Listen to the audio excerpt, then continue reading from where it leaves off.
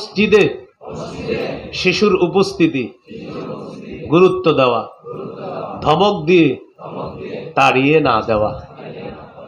মসজিদে শিশুর উপস্থিতি গুরুত্ব দেওয়া।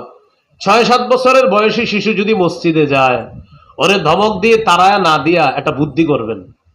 আপনারা যারা বাবা আছেন, যারা ভাই আছেন, আপনার ছোট্ট ভাইটাকে বাবা তার ছোট্ট সন্তানটা হাতে ধরে মসজিদে নিয়ে অন্য শিশুর সাথে ওরে নামাজের কাতারে দাঁড় করাবেন না। আপনি এক কোনায় নামাজে দাঁড়াবেন, ওরে জানালার পাশে দাঁড় করাবেন, আপনি এই পাশে, আরেক পাশে তার সন্তান নিয়ে আরেক বাবা দাঁড়াবে, আরেক পাশে আরেক বাবা, এইভাবে আপনারা দাঁড়ান। নামাজের রুকুতে গেলে ওই শিশুরা ওদের নেটওয়ার্ক ঠিক রাখে এভাবে, কিন্তু ওই যে দুষ্টামি করতে পারে না, কারণ দূরত্ব তো, পরে আপনার বাহিরে গিয়ে বলা বলি করে, আব্বু যাইতে দেয় নাই, এইরকম আপনারে। তো ওদেরকে প্রয়োজনে এইভাবে মসজিদে আটকান, কিন্তু একসাথে ৫-৬ জন দাঁড় করাবেন না। পরে কিন্তু আপনাদের মসজিদ এই এলাকায়, এই যে আপনার হলিদ্রা চালা, এখানে কিন্তু রাখবে না, এটা অন্য এলাকায় নিয়ে যাবে। এই জন্য ওরা দুষ্টামি করবে, এটাই ওদের সৌন্দর্যতা, কিন্তু ওদেরকে আপনি মসজিদে যেন দুষ্টামি না করে, বুদ্ধিটা অভিভাবকের করতে হবে। তো ওদেরকে দুষ্টামিও করতে দিব না, আবার মসজিদমুখী আমরা ওদেরকে বাধা দিব না, ওদেরকে মসজিদে আটকানোর চেষ্টা করব।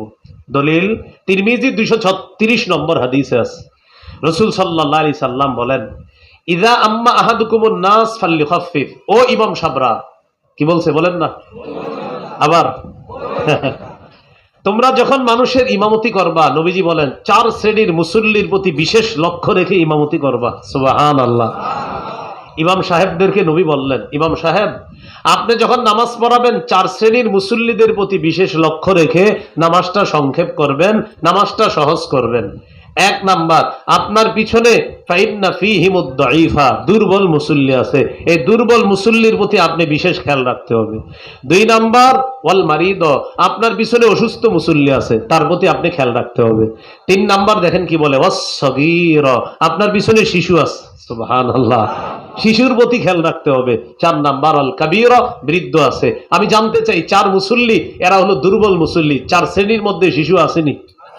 হাদিস দ্বারা কি বুঝলাম? শিশুকে মসজিদ থেকে বের না করা, বরং মসজিদ মুখী করার চেষ্টা করা। আল্লাহ তৌফিক দান করেন।